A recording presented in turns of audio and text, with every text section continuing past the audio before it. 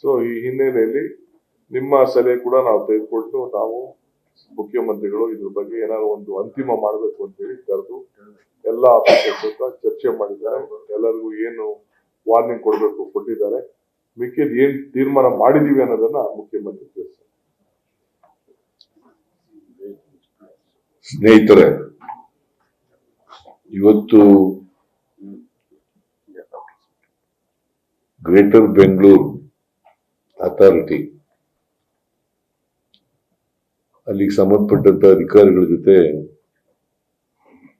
Meeting ಮಾಡಿದ್ದೀವಿ. ನಾನು, D K Shivakumar ಅವರು ಮತ್ತು ಜಾರ್ಜು, ಜಮೀರು, ಬೈಪಿ ಸುರೇಶು, ಜಮೀರ್ ಅಹಮದ್ ಖಾನ್, ಆಮೇಲೆ ನಮ್ಮ political secretary Nazeer Ahmed, chief secretary, finance ಇಲಾಖೆಯವರು, ಮತ್ತೆ ACS ಅರ್ಬನ್ ಡೆವಲಪ್ಮೆಂಟ್ ಅವ್ರ ಜೊತೆ ಎಲ್ಲ ಮೀಟಿಂಗ್ ಮಾಡಿದ್ದೀವಿ. ಮೀಟಿಂಗ್ ಮಾಡಿ ಅವ್ರಿಗೆ ವಾರ್ನಿಂಗ್ ಕೊಟ್ಟಿದ್ದೀವಿ. ಅವರು ನಾನು 1 ತಿಂಗಳು ಗಡುವು ಅಂತ ಹೇಳಿದ್ದೆ. ಅವ್ರು ಅಕ್ಟೋಬರ್ ಒಳಗಡೆ ಮಾಡಿ ಮುಗಿಸ್ತೀವಿ, ಎಲ್ಲರೂ ಕೂಡ ಮೋಟಾರಬಲ್ ರೋಡ್ ಮಾಡ್ತೀವಿ ಅಂತ ಹೇಳಿದ್ದಾರೆ.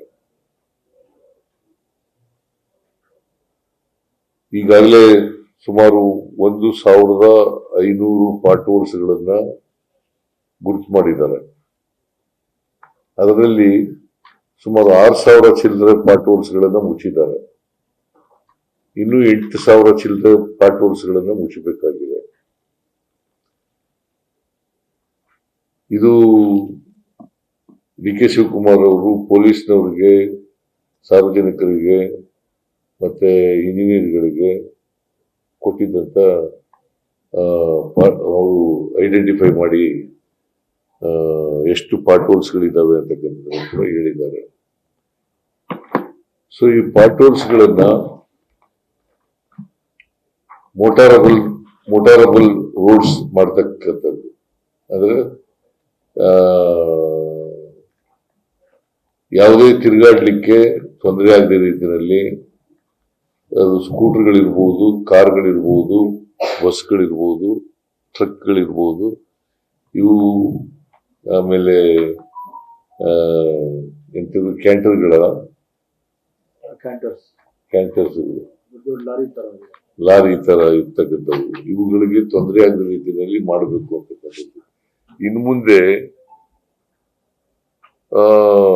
ಮಳೆಗಾಲ ಶುರುವಾಗೋದಕ್ಕಿಂತ ಮುಂಚಿತವಾಗೇ ಮಾಡ್ಕೊಂಡಿರ್ಬೇಕು. ಮಳೆಗಾಲ ಬಂದಾಗ ಗುಂಡಿಗಳು ಮುಚ್ಚೋದಲ್ಲ, ಮಳೆಗಾಲ ಬರೋದಕ್ಕಿಂತ ಮುಂಚಿತವಾಗೇನೆ ಮಾಡ್ಕೋಬೇಕು ಅಂತ ಹೇಳಿ ಮಾಡಿದೀವಿ.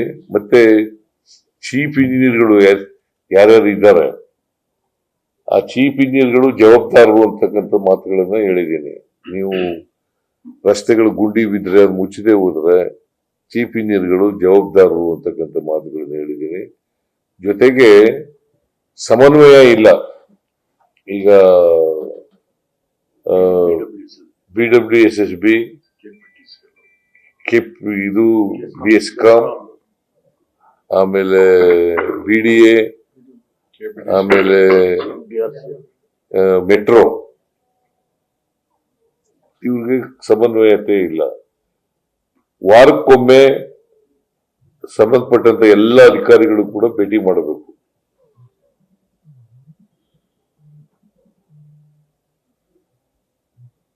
ಆ ಸಮನ್ವಯತೆಯನ್ನು ತರಲಿಕ್ಕೆ ಎಲ್ಲ ಪ್ರಯತ್ನಗಳನ್ನು ಕೂಡ ಮಾಡಬೇಕು.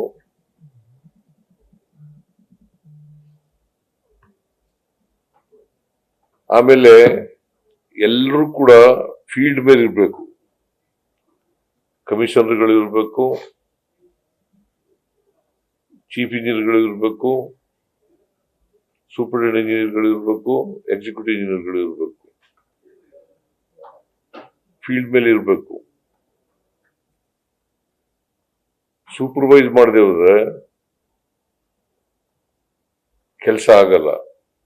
ಜೊತೆಗೆ ಕ್ವಾಲಿಟಿನಲ್ಲಿ ಯಾವುದೇ ಕಾಂಪ್ರಮೈಸ್ ಆಗಬಾರ್ದು.